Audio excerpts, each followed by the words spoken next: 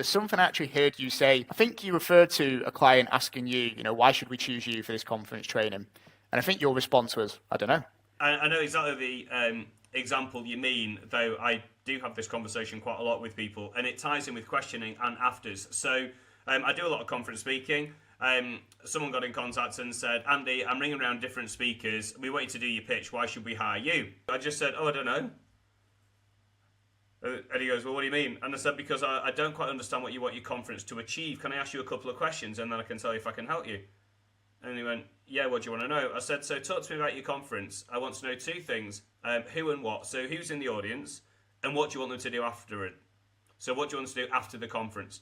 So they say it's a group of salespeople, and what we want to do afterwards is we want them to be better at selling our new product. I said, okay, so tell me more about that. So why aren't they selling it then? So what's the problem then? So what are the stumbling blocks then? So is it they don't believe in it or they don't have the right skills then?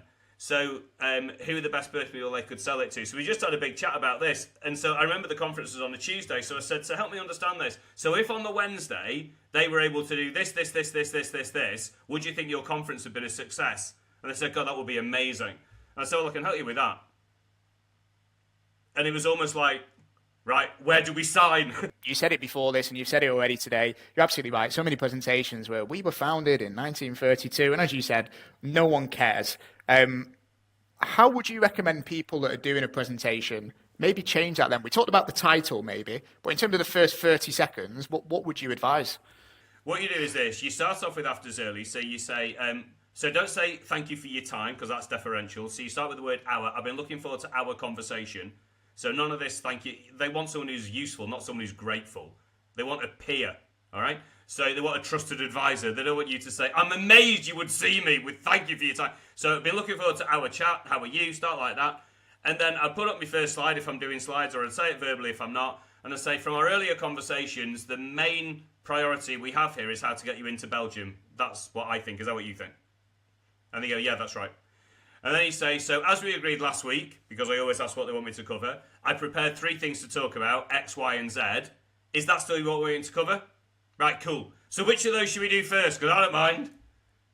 So if you like what I've said is, so overall it's our meeting, it's not thank you for your time. Then it's you want to get in Belgium, don't you? And then it's you said X, Y, Z, is that still the case? And then, Kyle, I say, where do you want to start? And they say, well, let's start with Z. And then I say, okay, cool, just out of interest, why do you want to start with Z?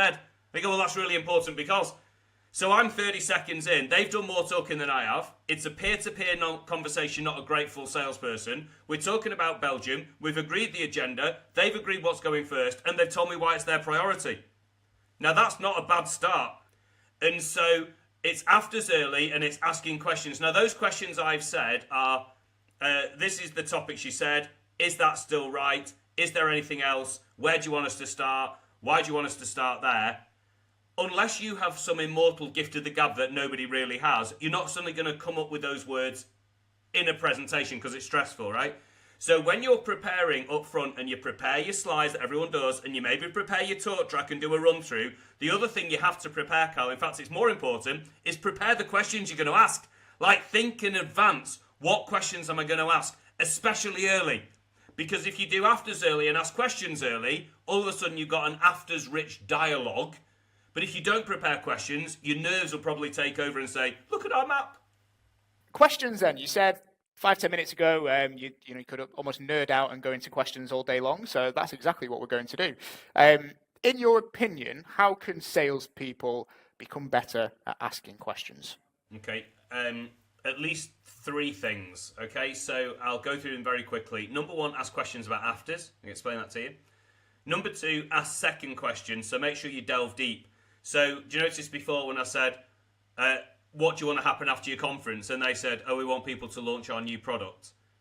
All right? You have to ask a second question. Don't go, oh, right, fine, well, hire me then. So you have to ask second questions. The best second question in the world, if anyone's making any notes, please write these 3 words down. Tell me more is the world's best question. So if somebody says we want our people to be better at selling our new product, go, oh, what do you mean by that? Tell me more. So anytime you say tell me more, people always tell you more. And when people talk about active listening, that's what active listening means, right? Ask extra questions. So either tell me more or any question begin with a question word like, what product? Who do you want to do this? Why is it so important? When do they need to start doing it? What have you tried so far? So how are you going to go about it? So don't do it like that aggressive list. Just do it in a really interactive, interested way. So number one, afters-based questions. We can talk about that if you want. Number two, second questions, the probing tell me more one. And number three, the word wait. Sometimes you ask a good question and the customer doesn't answer it immediately. And what some people do is they step in and they just say, oh, what I went was, so they don't like the silence. Well, I've never ever in my life, Kyle, heard about a salesperson who listened themselves out of a sale. All right? So if you ask a question and the customer's silent for a couple of seconds, you should wait. Now, WAIT is an acronym. I don't know if you know this. W-A-I-T. It stands for W. Why am I talking? Like, just shut up. You've asked them a question. Don't be so rude as to interrupt their thought process. So my three things are afters-based questions, say tell me more a bit, and wait before they answer. And that will be a pretty good start.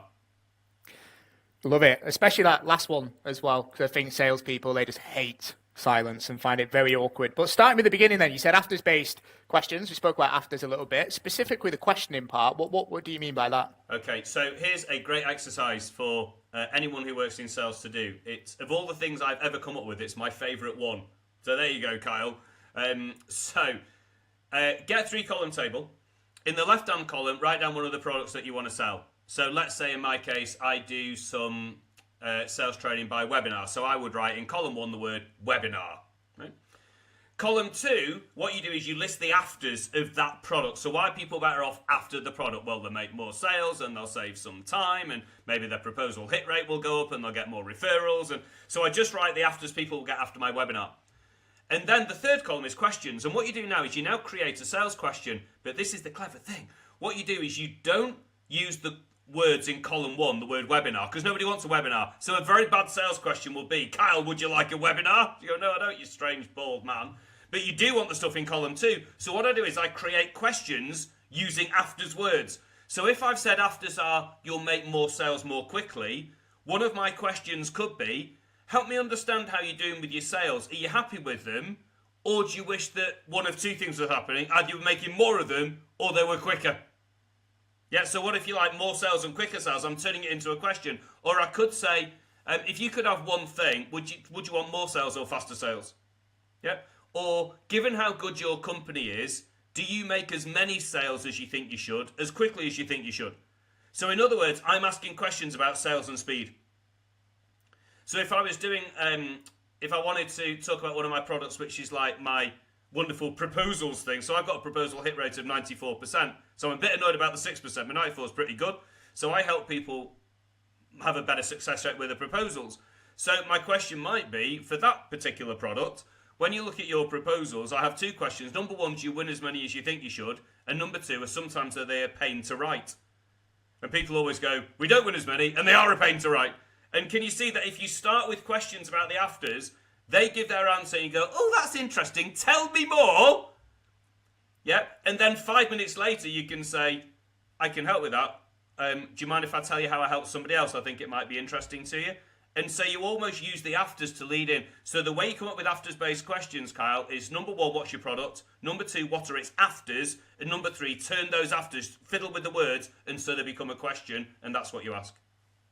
Cool. Another great exercise for people to do and focus on column 2 for sure. Something I was really interested about in everything you've said there, some really good examples of questions based on afters.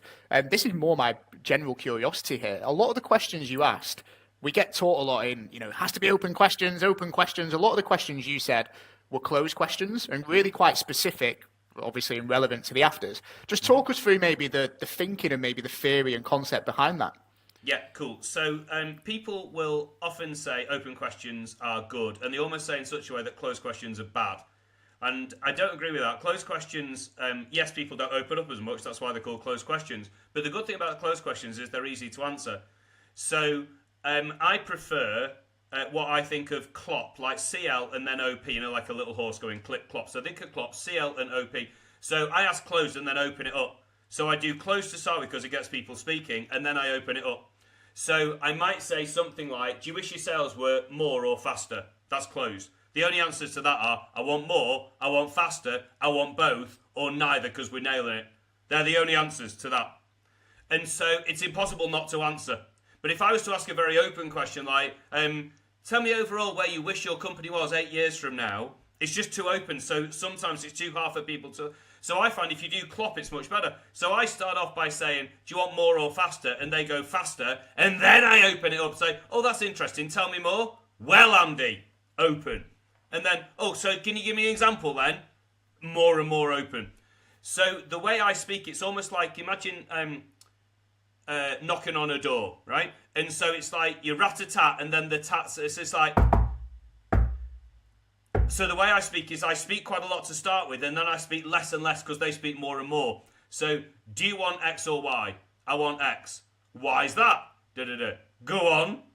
Can you give me an example?